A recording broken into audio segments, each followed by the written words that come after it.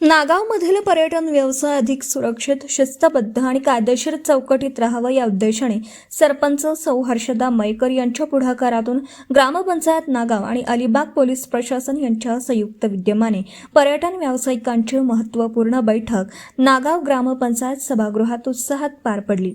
या बैठकीला नागाव हद्दीतील hotel, lodge, homestay, resort, water sports तसेच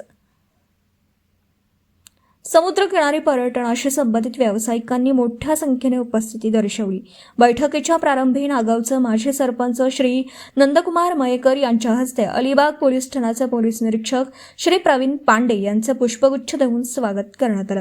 यानंतर पोलीस निरीक्षक श्री प्रवीण पांडे यांनी पर्यटन व्यवसाय करताना कायद्याच्या चौकटीत राहण्याचे महत्त्व, पर्यटकांच्या सुरक्षिततेसाठी घ्यायची काळजी, शासनाच्या नवीन नियमावली, आवश्यक परवानग्या, नोंदी आणि कायदेशीर जबाबदाऱ्या याबाबत सविस्तर मार्गदर्शन केले।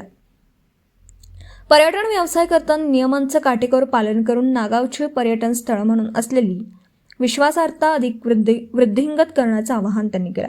बैठकीदरम्यान उपस्थित व्यावसायिक व ग्रामस्थांनी विविध प्रश्न, अडचणी आणि शंका मांडल्या। त्या सर्व प्रश्नांना पोलीस निरीक्षक श्री प्रवीण पांडे यांनी अत्यंत संयमाने समाधानकारक उत्तर देत उपस्थितांचे समाधान केले।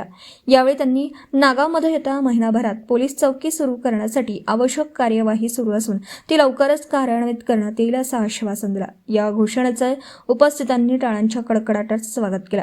या बैठकीत सरपंच सौ हर्षदा मयेकर, उपसरपंच सौ मंगल नागे, जिल्हा परिषद सदस्य श्री सचिन राऊळ, माननीय सरपंच तथा विद्यमान सदस्य श्री निखिल मयेकर, ग्रामपंचायत सदस्य, ग्रामविकास अधिकारी, पोलीस पाटील, पोलीस अधिकारी, सर्कल अधिकारी तसेच नागावमधील पर्यटन व्यावसायिक मोठ्या संख्येने उपस्थित होते।